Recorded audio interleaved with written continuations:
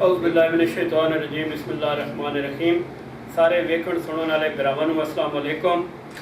اپنا کرسال نیوز دی پوری ٹیم اور خصوصاً اس دے ایڈمن حافظ عامر نواز صاحب جنہاں پگ اور پگڑی دے عنوان تو ایک مہم شروع کیتی ہے کہ صرف 2 گز دا کپڑا نہیں بلکہ ساڈا وقار شان اور عزت ہے، اور اس کی بڑی بھرپور آواز اور بڑی گرجدار آواز پورے پنجاب میں سنی گئی ہے، بلکہ اس کی سرحدوں تو باہر بھی سنی گئی ہے۔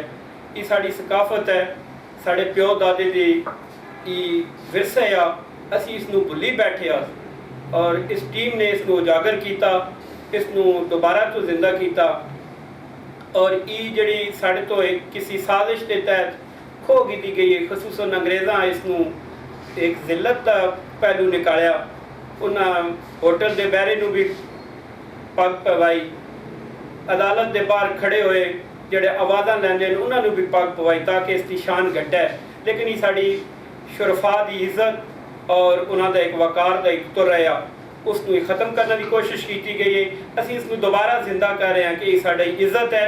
پگ کسی نال پگ وٹیندے ہیں تو پوری نسلاں اس کی حفاظت کریں ہیں کہ ساڑا یہ پگ وٹا برا ہے تو اس کی عزت ہوندیاں ہیں، تو ہن اسی اس نو بھلی بیٹھے ہاں۔ اس ٹیم نے اس نو اجاگر کیتا، نویں سرے تو اس نو لے کے اتنے آئی ہے، اور انشاءاللہ اسی اس دا بھرپور حصہ بنساں۔ سارے نوجوان اگر ثانی خان بھی اس کا یہ ذکر کر رہے کہ اپنے پڑاں کوڑیاں جلسیاں اور شادی ویاواں اس نو تسی اپنا سراں دی زینت بنائیو۔ یہ ساڑے پیو دادے دی ریت ہے، ساڑا یہ ورثہ ساڑی پہچان ہے، ساڑے اس علاقے دی ساڑے تنی دی خصوصاً چکوال اوانکاری تلگان یہ ساڑی شان ہے، پورے پنجاب میں اس کا ایک نام ہے۔ سارے دوست آگے جنہیں بھی باہر دے لوگ بھی ساڑے نال تعاون کیتا نے اس مہم میں حصہ بنے، انہاں تمام احباب دا شکریہ ادا کرے ساں، پوری ٹیم دا شکریہ ادا کرے ساں۔ اللہ تعالیٰ حامی و ناصر ہوئے۔ السلام علیکم۔